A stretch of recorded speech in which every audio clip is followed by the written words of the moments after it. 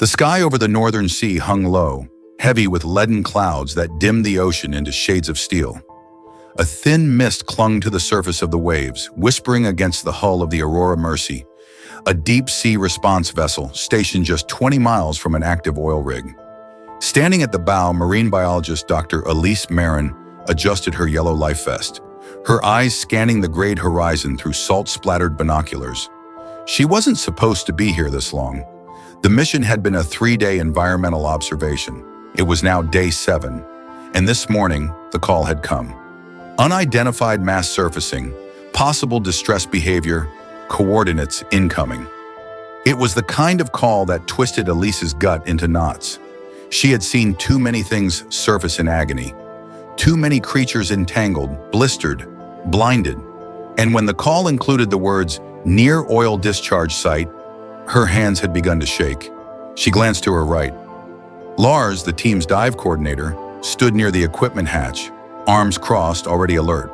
To her left, Kian, their newest recruit, held the satellite phone like it was a lifeline. "There," Elise whispered, her voice caught between awe and dread. Something massive breached the water's surface, slowly, painfully. Its back rose, mottled and slick, then sank again with a sickening groan that echoed across the water like thunder muffled by sorrow. She knew that sound. It wasn't just a breach, it was a cry. The drone above zoomed in. The first images appeared on the deck screen. Gasps. It was a whale, a young adult minke from the look of it. And it was covered in raw, open lesions. Chemical burns bloomed across its dark gray skin like blackened blossoms. Thick white film crusted over parts of its back, and Elise could see patches where the flesh looked scalded, bubbling near the blowhole.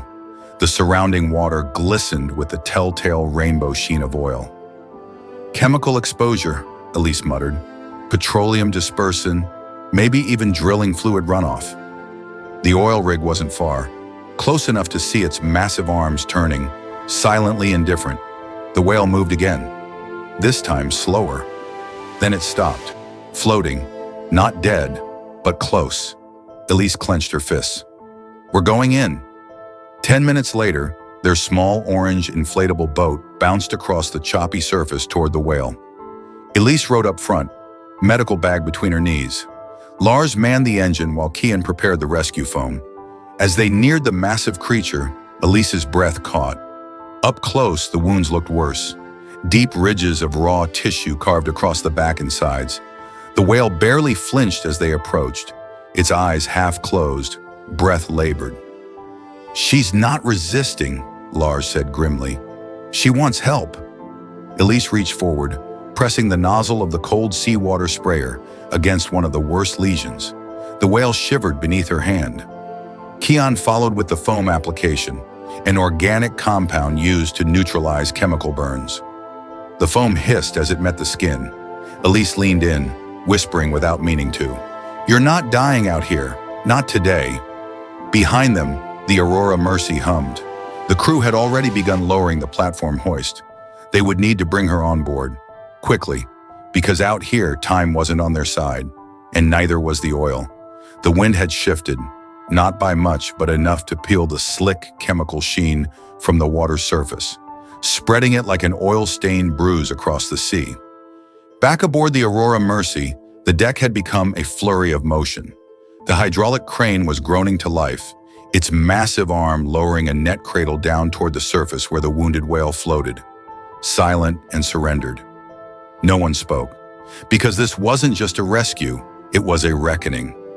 Elise stood at the edge of the loading platform, gloved hands clenched tight around a support rail, eyes locked on the slow rise and fall of the whale's side.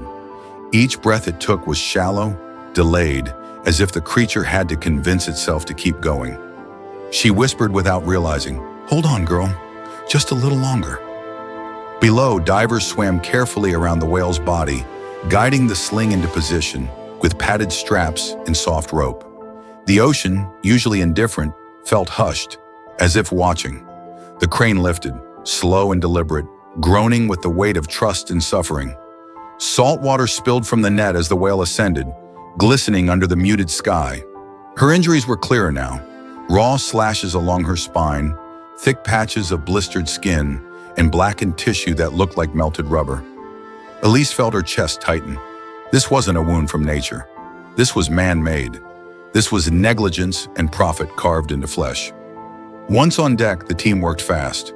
Buckets of sterilized water, saline rinse, antiseptics, marine-grade foams, all laid out like a battlefield triage. Elise moved first, kneeling beside the whale's dorsal ridge.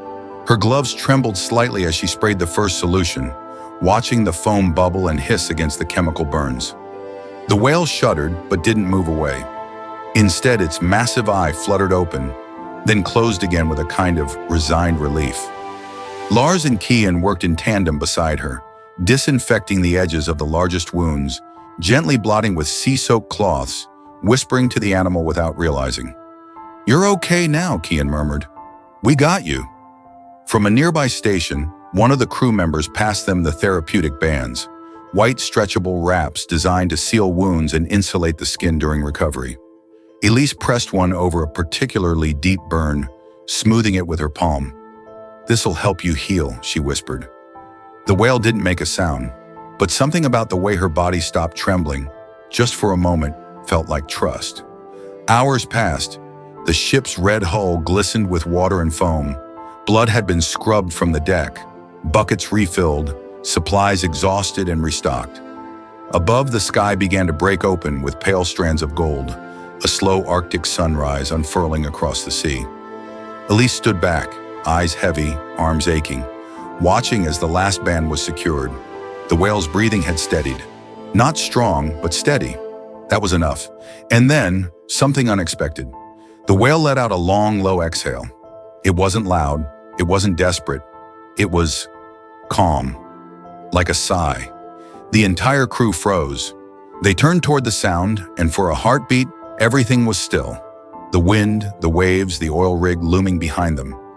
And in that silence, something shifted. Not just in the whale, but in them. Elise reached out again, her hand resting gently against the whale's head, just behind the eye. "You're going home," she said. And this time she meant it. The deck was quieter now, not because the work was done, but because something sacred had just passed through the air. The kind of stillness that only comes after a storm or a near death. Crew members moved more slowly, less like workers and more like witnesses. No one dared speak above a whisper, as if words might shatter the fragile trust laid gently between species. Elise stepped back, slowly peeling off her gloves, her fingers red and raw beneath the latex. Her knees ached from crouching, her neck stiff from hours bent forward. But she didn't care. She looked at the whale again, now wrapped carefully in cooling claws and padded fabric, her massive body glistening under the pale light like a living sculpture of resilience. It struck her then, not as a scientist, but as a human, that this wasn't just an animal they'd rescued. This was a survivor, and not just of injury, but of us. Kian approached quietly, carrying the final scans. "No spinal fractures," he said softly. "Heart rate's low, but regular. I think she might actually make it." Elise didn't reply. She only nodded, blinking faster than usual. Lars, wiping his hands on a soaked towel, stepped beside them. "You know she should have died out there," he said, not accusing, just marveling. "Most don't survive chemical burns like that, especially not with dispersants in their lungs." "She didn't stay alive because of luck," Elise murmured. "She stayed alive because something inside her said someone might still come." Lars turned to look at the whale again. And someone did. They let her rest for another hour. Monitors remained hooked to her side, beeping gently. Every breath she took now felt more certain. The shivers had stopped. Her eye remained closed, but not in pain, in peace. When the time came, the crew gathered again. This time, not with medical gear, but with reverence. The straps were loosened, the sling lowered. The deck began to tilt gently toward the sea as water filled the lift platform. The ocean welcomed her return like an old friend. For a moment, the whale didn't move, only floated, motionless, half submerged, as if deciding whether she still belonged. Then, slowly, deliberately, she shifted her tail and began to glide forward. Her movement wasn't fast, it wasn't strong, but it was determined. She passed the edge of the rescue vessel like a ghost shedding its final chain, a figure from myth disappearing into the folds of reality. The water broke softly around her back, the sun glinting off the bandaged ridges that now marked her not as a victim, but as proof. Elise watched, one hand covering her mouth, the other clenched gently at her chest. "She's doing it," someone whispered. The whale dove once, then again. And on the third dive, she vanished beneath the surface completely, leaving only ripples behind, and silence. But it wasn't the kind of silence that aches. It was the kind that heals, the kind that says, "You showed up," and that changed everything. For a long time, no one moved. The crew just stood there, eyes locked on the empty patch of water where she'd disappeared. It was strange. The ocean looked exactly the same. The rig still loomed in the distance. The clouds still hung heavy above. And yet, something was different, tangibly, irreversibly different, as if the water itself had remembered what it meant to be sacred. Elise let out a breath she hadn't realized she'd been holding. Not a sigh of relief. This wasn't over, but it was a release, a surrender. Not to hopelessness, but to something larger than control. Larger than science, larger than even love, responsibility. Because what had just happened on that deck wasn't just a rescue, it was a reminder. A reminder that showing up doesn't erase the harm, but it changes the trajectory. That sometimes healing isn't about undoing what was done, it's about bearing witness to the aftermath and choosing to stay anyway. Beside her, Kian wiped at his face, pretending it was just sea spray. Lars didn't pretend at all. He stood with his arms folded tight across his chest, staring out at the waves like he was trying to memorize them. "She trusted us," Elise said, more to herself than anyone else.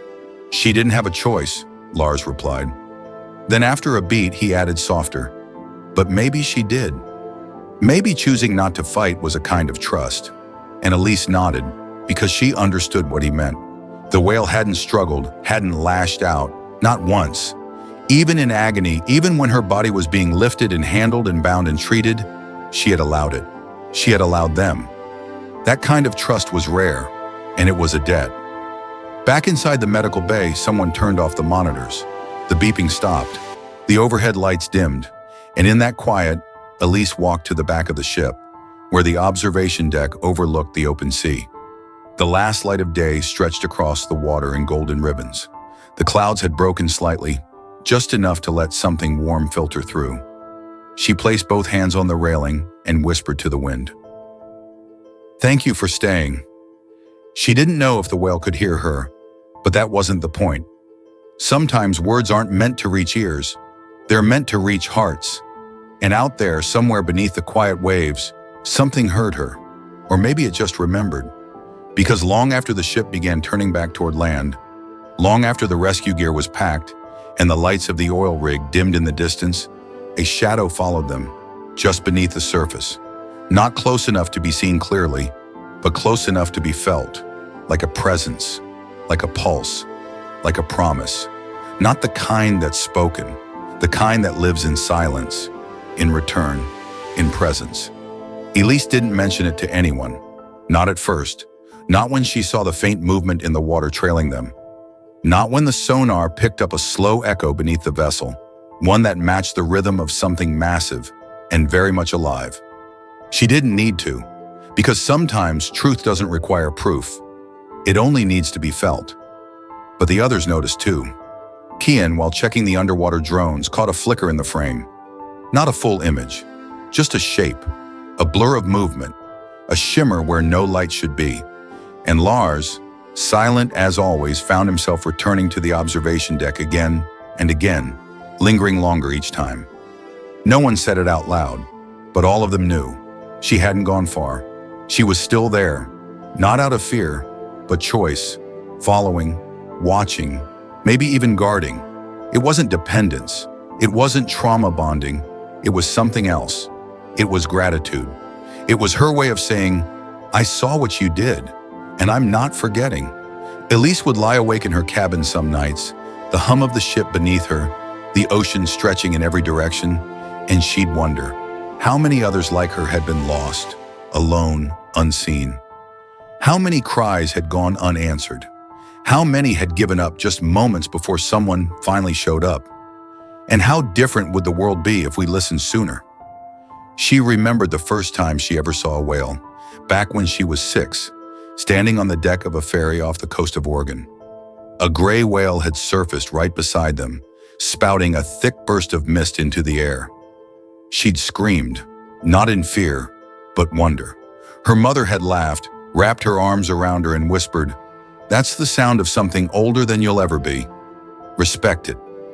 She hadn't fully understood it then, but she did now, because this whale wasn't just an animal they'd rescued. She was history made flesh, memory wrapped in scars, evidence that even the most forgotten voices could be heard, if someone was willing to kneel beside them and listen. And maybe that's why she stayed. Not because she needed saving anymore, but because they did. Maybe she sensed that the humans who had pulled her from the brink were the ones standing at the edge themselves. Between indifference and care, between silence and action, between forgetting and remembering.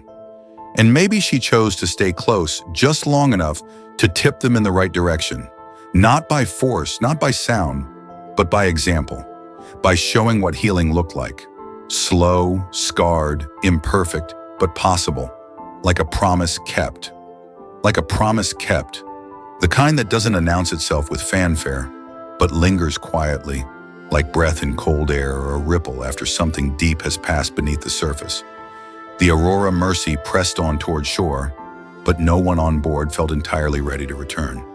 There was a weight to what they carried now, not just the gear or the empty sling, but something harder to name, something personal.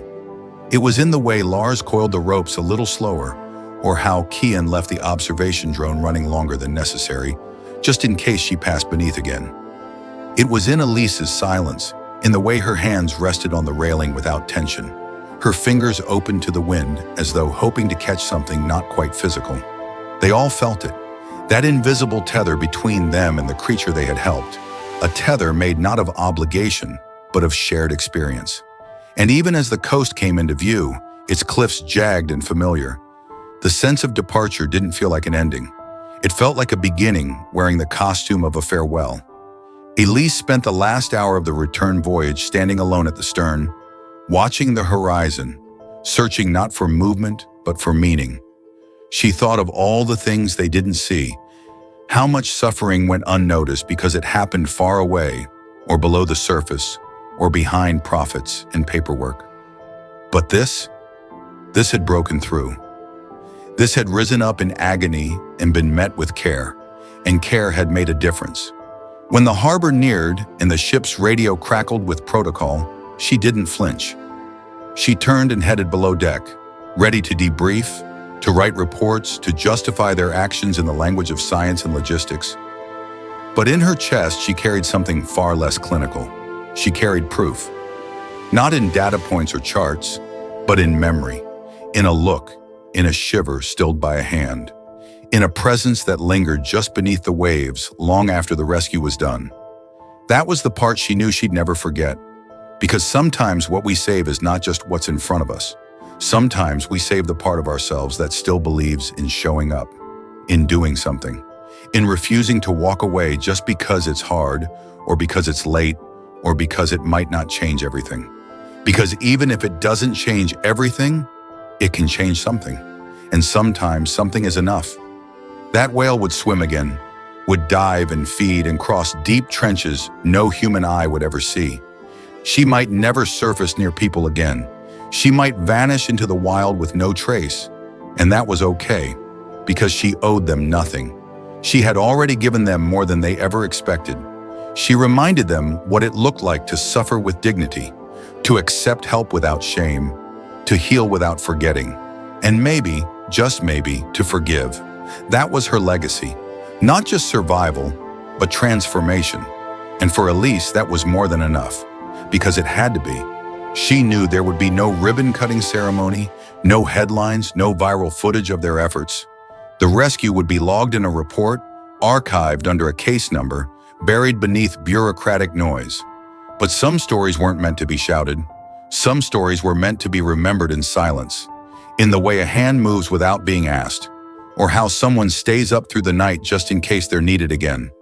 This was one of those stories, one that wouldn't echo through the world but would resonate deeply inside the handful of people who had lived it. Weeks passed, then months. The Aurora Mercy returned to port, refueled, restocked, and was sent on new missions. There were other calls: oil spills, net entanglements, illegal fisheries. The work never stopped. But something had shifted. Elise noticed it first in how the team moved. A little gentler, a little more deliberate, as if they were always preparing, hoping that maybe, just maybe, that presence would return. Kian started checking sonar logs obsessively, reviewing them after every mission. Lars, who used to shrug off post-op reports, began writing detailed pages. Elise, though, carried her memory not in data, but in rhythm, in the way her breath slowed each time they passed open water. Not out of fear, but recognition, like she was entering someone else's home and didn't want to speak too loudly. And then one evening, just past twilight, it happened. A vessel farther north, unrelated to their crew, sent in a routine drone scan.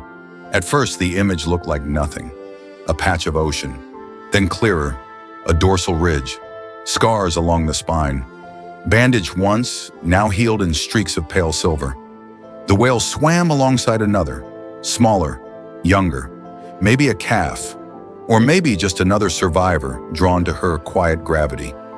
When Elise saw the image, she didn't cry. She just stood very still, staring at the grainy frame on her screen as if it were a message sent directly to her. No words, no tags, just presence. That was her thank you. Not from the whale, but from the world, for showing that what they did mattered, that even in the most remote, forgotten places, healing could echo and multiply. She printed the photo, framed it, not in her office, but in the quiet hallway outside the sleeping quarters, where the crew passed it every night and every morning. No caption, just the image, the ripple, the motion, the living reminder. And though no one said it aloud, they all knew what it meant. She had lived. She had returned. She had carried something forward, something that had once nearly drowned her, and turned it into something that could swim beside her, into the depths, into the future.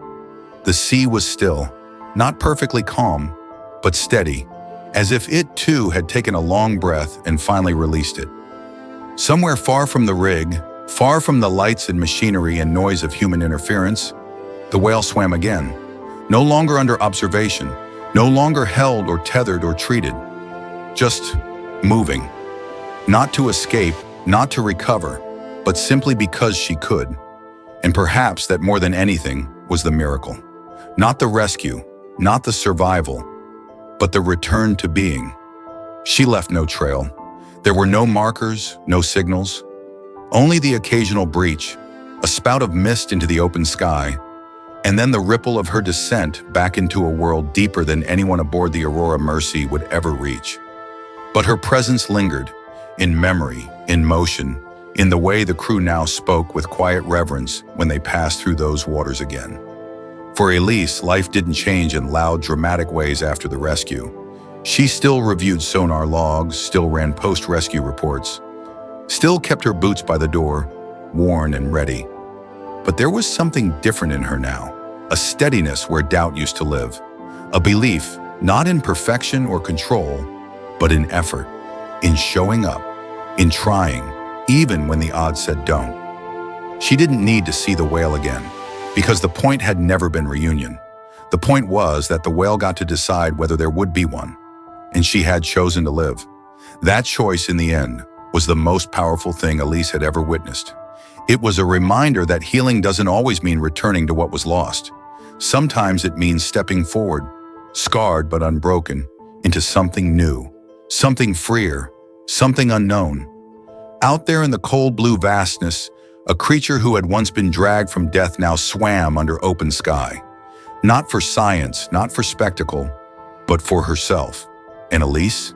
She simply stood at the rail each time they passed those waters, the wind tugging at her coat, her hands resting loosely on the cold metal. Watching, waiting, not for her to return, but for the silence. The silence that said, she made it, and that was enough. If this story moved you, share it, because sometimes just showing up is everything.